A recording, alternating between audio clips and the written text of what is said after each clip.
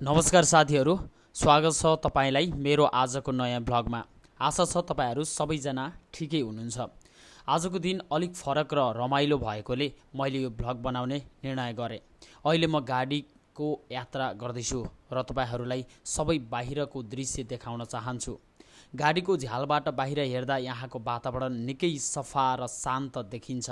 बाटोमै समुद्र पर्ने भएकाले म तपाईहरूलाई समुद्रको दृश्य पनि देखाउँदैछु। समुद्रको हावा, निलो पानी र खुल्ला बाटोले मनै ताजा बनाइदिन्छ। अब साथीहरू, मैले यहाँको ट्राफिक सिस्टम र नेपालको ट्राफिक सिस्टम बीचको फरक देखाउन चाहेँ। त्यसैले ट्राफिक लाइट नजिकै गाडी रोकेर भिडियो खिचेँ। यहाँ ट्राफिक लाइनको नियम कडाइका साथ पालना गरिन्छ। गाडीहरू लाइनमा बस्छन् र धेरै हर्न पनि बजाइँदैन। नेपालमा भने ट्राफिक जाम अलिक बढी हुने, हर्न धेरै सुनिने जस्ता फरक देख्न सकिन्छ। आज आउँदा बाटोमा निकै जाम पर्यो। धेरै बेर गाडीमै बस्नु पर्यो। पछि बुझ्दा अगाडि गाडी पल्टिएको रहेछ, त्यसैले ट्राफिक रोकिएको रहेछ।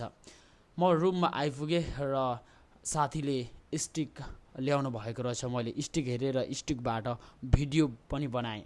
कस्तो आउँदो रहेछ भनेर अनुभव गर्न कोसिस गरेँ।